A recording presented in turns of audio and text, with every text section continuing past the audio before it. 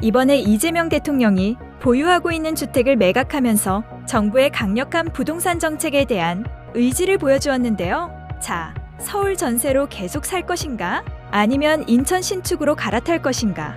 요즘 서울에서 특히 강서구 마곡이나 마포 쪽은 전세가 거의 실종입니다. 1000세대 대단지인데 전 월세 매물이 10건도 안 됩니다. 그중 전세는 단 1에서 2건 나오면 바로 계약입니다. 왜 이렇게 됐을까요? 대출 규제는 강화됐고 토지거래 허가제로 묶였고 전세자금 대출은 더 까다로워졌습니다.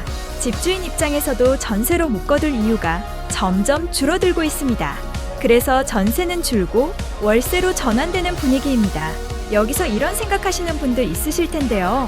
사실 부동산 거래를 직접 해보지 않았거나 매매를 고민해본 적이 없는 분들은 공급이 어떻고 대출 구조가 어떻고 전세가 왜 줄어드는지 이 개념 자체가 낯설 수 있습니다.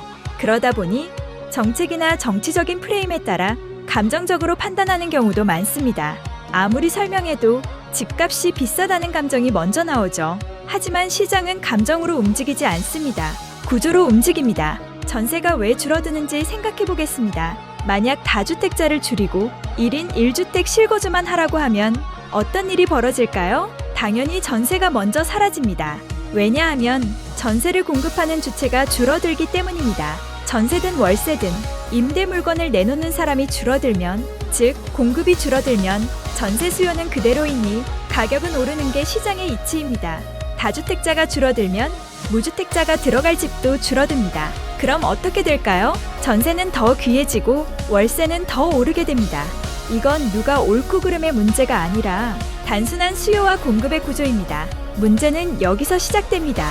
작년 10.15 대책 이후 서울 월세 상승률이 평균 5% 가까이 올랐고 강서구와 마포구는 1년 새 10% 이상 상승했습니다.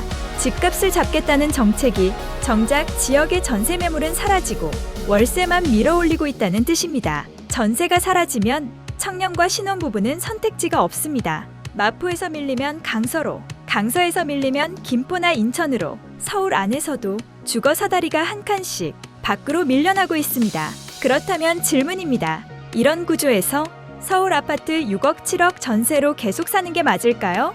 아니면 인천 6억 7억 신축 아파트를 분양받는 게 나을까요? 2026년은 더 심각해질 가능성이 큽니다. 서울 아파트 입주 물량은 부족하고 전세 대출은 더 까다로워졌고 2+2 전세 제도로 매물은 잠겨 있습니다. 전세 공급은 줄어드는데 수요는 그대로입니다. 그러면 사람들은 어디로 갈까요? 전세가 없으니 월세로 갑니다. 그럼 월세는 더 오릅니다. 이제 본질을 봐야 합니다. 집값이 비싼 게 문제일까요? 집이 비싸면 안 사면 됩니다. 하지만 우리는 어디선가 살아야 합니다. 전세가 없으면 월세, 월세가 오르면 소비 여력은 줄어듭니다.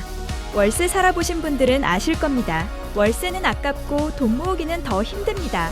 10년을 놓고 보면 문제는 집값이 아니라 주거구조 변화입니다. 서울 전세는 입지 프리미엄은 있지만 시간이 지날수록 내 집 마련은 더 어려워집니다. 반면 인천 신축은 서울 출퇴근 시간은 길어지나 서울 아파트 전세가로 신축으로 내 집 마련을 할 수 있고 향후 주변 개발 및 인플레이션 현상으로 매매가는 결국 상승하게 되어 있습니다. 결국 5년 후 10년 후에는 서울 전세로 살면 본질적으로 돈의 가치가 우하향을 하다 보니 돈 가치가 떨어지면서 상대적으로 내 집 마련하기는 더 힘들어지는 거겠죠.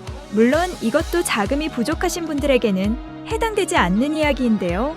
예를 들면 인천에 있는 신축 아파트인데요. 이 아파트는 단순한 신축 아파트가 아니고 2025년 대한민국 살기 좋은 아파트 종합대상을 받은 아파트로 반포에 있는 원베일리 가치, 단지 내의 캐리비안 놀이터부터 시작해서 6성급 호텔 수영장, 테크노즘 피트니스, 요가 스트레칭, 기구 필라테스, 선큰 광장, 30m 인도어 골프 연습장, 탁구장, 포켓 당구장, 동시상영 영화관, 북클럽, 키즈맘스 카페, 시니어 클럽, 게스트하우스, 조식 서비스를 넘어 아침, 점심, 저녁 3식 서비스, 스카이 라운지까지 있는 4세대 하이엔드 아파트인데요.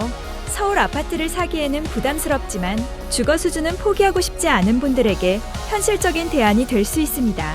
지금 시장은 변하고 있습니다. 전세에서 월세로 살게 되면 고정지출 증가하게 되고 서울 전셋값 상승으로 계속 싼 전월세를 찾아다니면서 외곽으로 밀려날 것인가? 아니면 출퇴근이 좀 멀어지더라고 인천에 내 집 마련을 할 것인가? 이 선택이 10년 후 자산 격차를 만들 가능성이 큽니다. 관심 있으신 분들은 영상에 나오는 아파트 홈페이지 고정 댓글에 남겨놓을게요. 시청해주셔서 감사합니다.